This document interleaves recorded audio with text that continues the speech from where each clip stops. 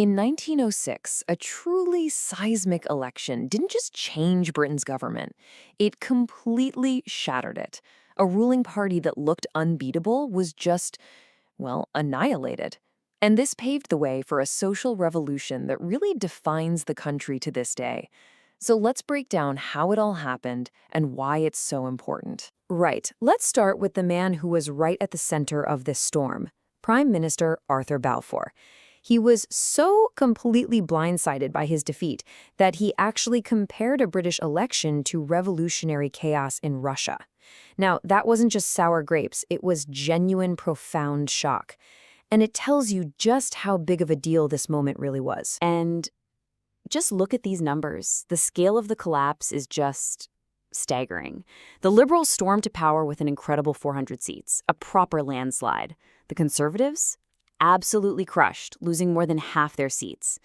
And you'll notice a brand new force had arrived, the Labour Representation Committee, the LRC, putting 30 MPs into Parliament for the very first time. So this brings us to the big question, right? How on earth does a political party that seems so dominant just completely unravel?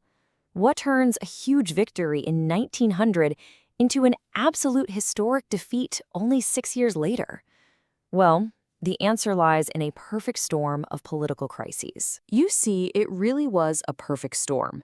It wasn't one single thing that went wrong. It was a series of storm clouds that all gathered over the Conservative government at the same time, and each one just chipped away at their support.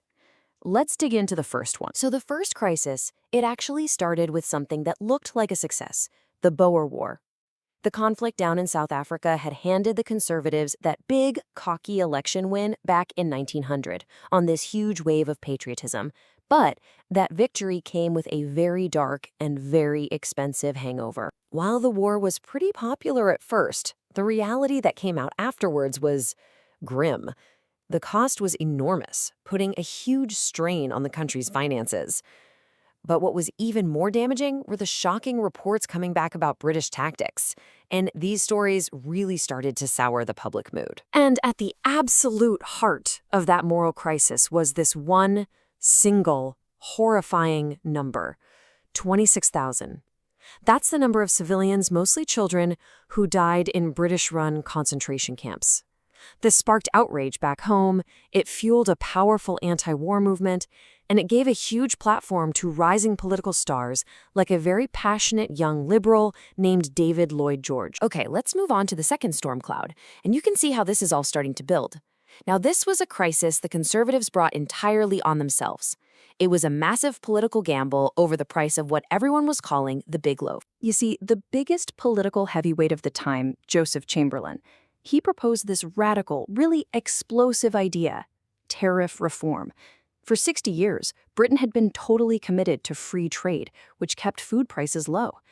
Chamberlain wanted to ditch all that, start taxing foreign imports, and create this protected trade zone inside the British Empire.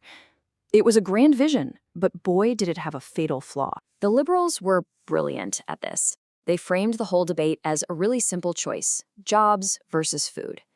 Chamberlain argued his tariffs would protect British industry, but the Liberals hit back with a much simpler and much scarier message. Tariffs meant a small loaf. In other words, your food is going to get more expensive. For working families, that was a terrifying idea, and this one issue just rips the Conservative Party in two. So, while the government was busy tearing itself apart over trade policy, it was also making some really powerful enemies with a whole series of clumsy, alienating blunders back at home. It's actually kind of impressive how they managed to infuriate three completely different but hugely powerful groups, one after the other. First, they angered religious dissenters with the 1902 Education Act. Then, they outraged moral campaigners with the Chinese slavery scandal. And finally, with the Tafelberg court decision, they basically turned the entire organized labor movement into a mortal enemy. And that Taft-Fayl decision, it turned out to be a monumental miscalculation. It didn't just create an enemy, it convinced the trade unions that they had to have their own voice in Parliament. This was the direct trigger for forming the LRC, which, of course, would become the Labour Party. a political force that would change Britain forever. So you've got a government that's weakened, divided, and has managed to alienate huge parts of the population. That perfect storm we talked about? In January 1906, it finally broke. The result was one of the biggest landslides in all of British history. But, this wasn't just a routine change of who was in charge. The winners brought with them a profound shift in the entire philosophy of what it even means to govern. The ideology that these victors brought with them was called New Liberalism. For decades, the main belief was laissez-faire. The government should just stay out of people's lives. New Liberalism completely flipped that on its head. It argued that the state has a moral duty to actively step in and help its citizens, to create a safety net for everyone. And the new government's fiery chancellor, David Lloyd George, he immediately put this new thinking into action. He presented his famous People's Budget not as some dry tax plan, but as a declaration of war, not against another country, but against poverty itself. So this election victory wasn't just a one-off political event. It was really the starting pistol for a revolution in social policy that would go on to shape the entire 20th century. And they did not waste any time.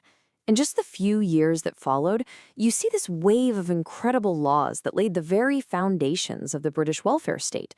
They introduced old-age pensions for the very first time, they set minimum wages, and they established a national insurance system, a real safety net for sickness and unemployment. So in the end, the 1906 election was so much more than just a defeat for one political party. It was a fundamental turning point for the whole nation. It was a rejection of the old politics of empire and individualism, and it set Britain on a brand new path towards social responsibility and the welfare state, a path whose consequences we are all still living with today.